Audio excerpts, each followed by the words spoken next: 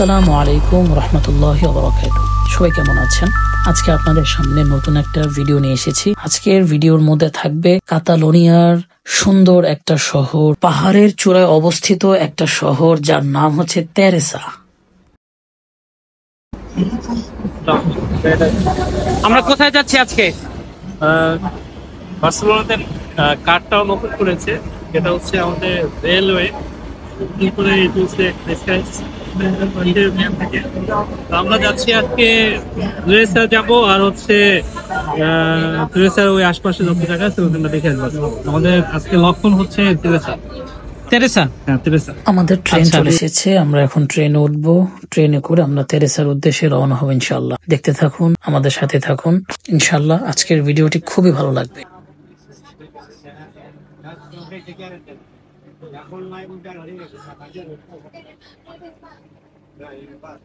আমার ঘুরতে খুবই ভালো লাগে। মাঝে মধ্যে ইচ্ছে হয় কোথাও এক অজানায় হারিয়ে যাই। ঘোরার মধ্যে যে প্রশান্তি পাই, সে প্রশান্তি কোথাও পাই না। যাত্রা পথে আছি এখন। আমরা এখন সাবাদিলের জোনের মধ্যে আছি। সাবাদিল, হ্যাঁ, সাবাদিলের পর হচ্ছে আমরা যাবো তেরেসা।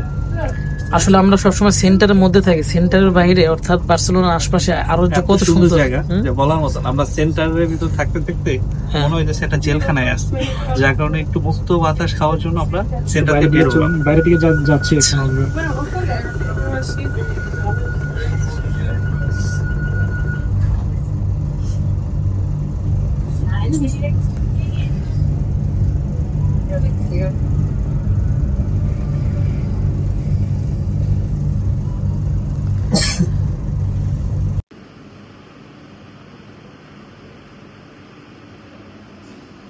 আমরা ট্রেন থেকে নেমে পড়লাম, এখন যাব হচ্ছে এখানে কিছু টুরিস্ট প্লেস আছে, সেখানে আমরা যাব সেই জায়গাগুলো দেখার জন্য।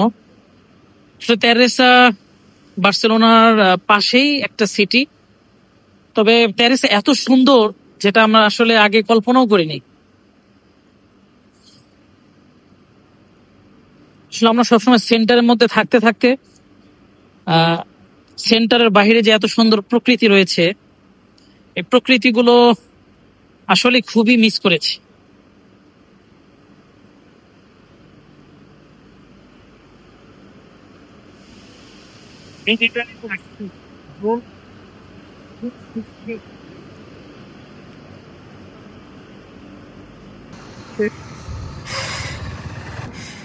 স্টেশন থেকে বের হয়ে আমাদের চোখ জুড়িয়ে গিয়েছে, চতুর্দিকে এত সুন্দর। এই যে ছোট্ট একটা স্টেশন। ভাই, কেমন অনুভূতি লাগতেছে বলেন? অসাধারণ, অসাধারণ। তবে আমরা এখন পরবর্তী গন্তব্য একটা পার্কে যাব। হ্যাঁ, ওই জায়গাটা one of the greatest tourism place বলতে পারেন পুরো কাতালানের মধ্যে। তো দেখবেন ভিডিওর মধ্যে। তাহসিন ভাইয়ের আসসালামু আলাইকুম সবাই। উদ্যোগে আজকে আমরা এখানে আসতে পেরেছি না? তাহসিন ভাই বলেন কেমন লাগছে? আমিও নতুন এখানে, আমিও আগে আসা হয়নি। আমার কাছে দারুণ লাগতেছে, যা বলার মতো। আসলে আমরা সেন্টারের মধ্যে থেকে থেকে আমরা একটু বোরিং হয়ে গিয়েছিলাম, তাই না? আজকে একটু ফ্রেশ হতে আসলাম, ভালো লাগতেছে। আচ্ছা, ভালো একটা এনভায়রনমেন্টে গিয়ে একটু স্ট্রেস রিলিভ করবো আর কি। এই শহরের রাস্তাঘাটগুলো এত পরিষ্কার পরিচ্ছন্ন।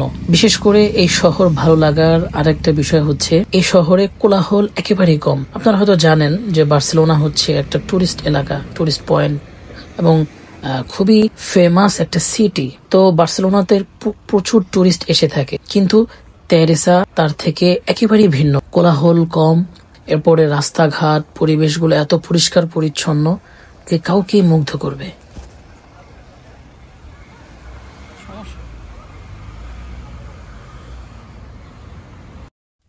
তেরেসা সিটি একেবারে পাহাড়ের চূড়ায় অবস্থিত, চতুর্দিকে পাহাড়। এই জন্য তেরেসা সিটিতে সবুজ গাছপালা ভরপুর। রাস্তার এপাশে ওপাশে সবুজ রঙের গাছ, বিভিন্ন রঙের গাছপালা এত সুন্দর পরিবেশটাকে করে ফেলেছে, যেটা মুগ্ধকর বিষয়।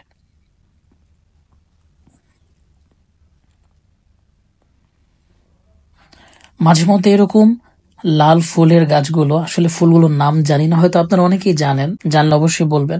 আসলে ফুলগুলো কিছুটা ঘ্রাণ আছে, ওরকম ঘ্রাণ নেই, তবে দেখতে খুবই সুন্দর লাগছিল। ঘন ঘন এরকম লাল ফুলের, লাল রঙের ফুলের এরকম গাছগুলো দেখা যাচ্ছিল, ভালোই লাগছিল বিষয়।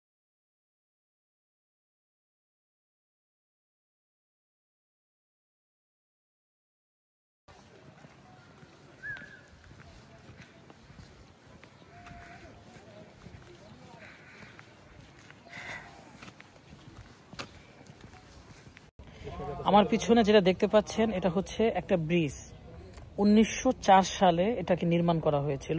আমি যেখানে দাঁড়ানো আমরা, এটা নিচে সম্ভবত একটা নদী ছিল, হ্যাঁ, যেহেতু সাগর একেবারে সন্নিকটে, তো সম্ভবত অনেক বড় নদী ছিল এটা। তো এই নদী বা খাল ছিল সঠিক জানি না, কিন্তু তবে ব্রিজটা অনেক 1904 সালে নির্মাণ করা। এটা এক অংশ থেকে এক অংশের সাথে অন্য অংশ সংযুক্ত করা হয়েছিল ব্রিজ নির্মাণের মাধ্যমে। আচ্ছা আচ্ছা, এখানে বিস্তারিত অনেক কিছু লেখা আছে। তাসিন ভাই, দেখতে অনেকটা মনে হচ্ছে কি যে আদিকাল যুগে যে রকম ছিল না, যে এটা কি পুরোপুরি ব্রিজটা পাথর দিয়ে তৈরি করছে। দেখো এখানে কিন্তু কোনো সিমেন্ট নাই, কোনো সিমেন্টের অংশ নাই, চুনা আর হলো পাথর দিয়ে ক্যামেরা যেন মিক্স করে তাও বানানো হয়েছে।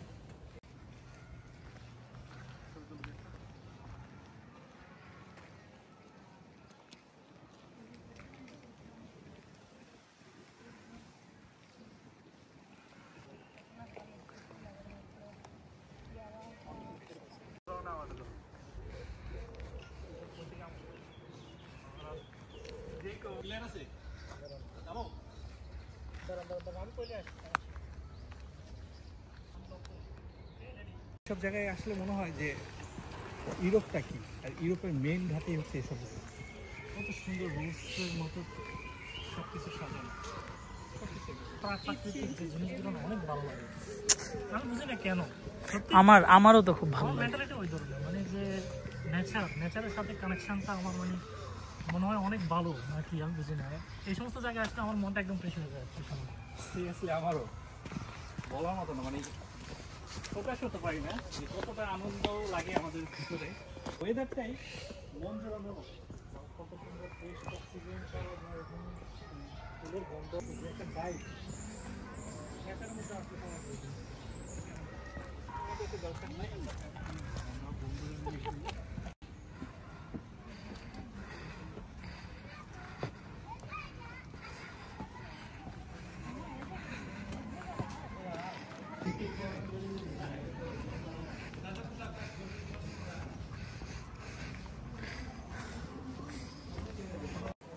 আসলে সেন্টারগুলোর মধ্যে কোলাহল, আসলে এমন একটা জায়গাতে এসেছি যে কি বলবো, মানে এত ভালো লাগতেছে।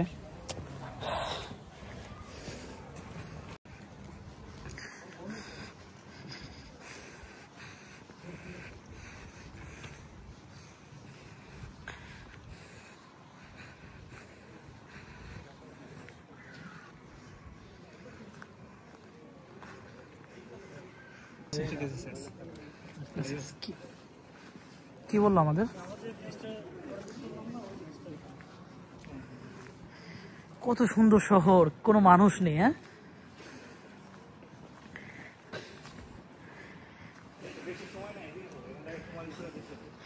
কি একটা শহরে আসলাম, কোনো মানুষই দেখা যাচ্ছে না। বাসাবাড়িগুলো একেবারে ফাঁকা মনে হচ্ছে। অনেকক্ষণ পরে দেখলাম একজন মোটরসাইকেলে করে আসছে, কত সুন্দর।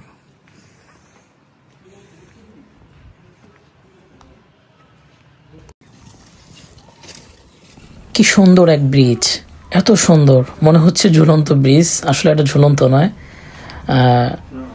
ব্রিজটা খুবই সুন্দর লাগছিল। কি অপরূপ দৃশ্য, আসলে যে কাউকেই মুগ্ধ করে ফেলবে।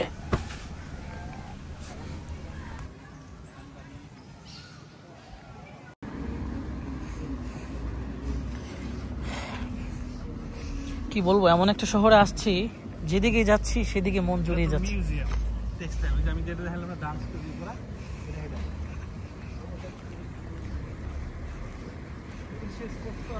এই শহরে অনেক মুসলিমদের বসবাস, কারণ আমরা রাস্তায় চলার সময় হিজাব পরিহিত অনেক মহিলাদেরকে দেখেছি।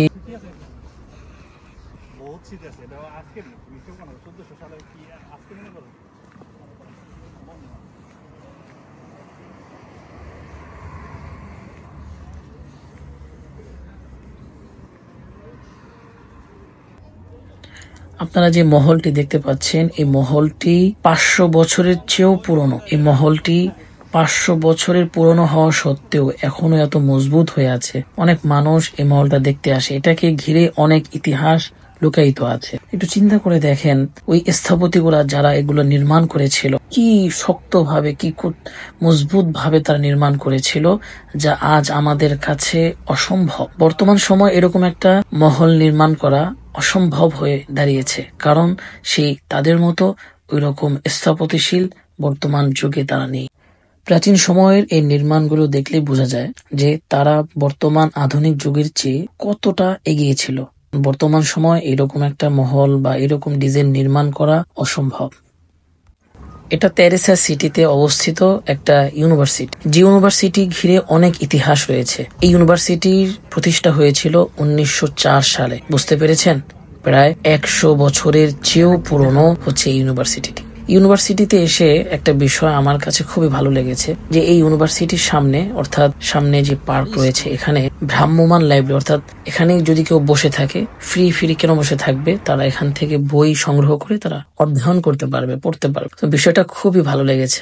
এই ছিল আজকের মতো ভিডিও, কাতালোনিয়া অবস্থিত তেরেসা সিটি নিয়ে, তেরেসা সিটির প্রাকৃতিক সৌন্দর্য নিয়ে। আপনারা সামনে ভিডিও পেতে আমার ইউটিউব চ্যানেল এবং অফিসিয়াল পেজে সংযুক্ত থাকুন।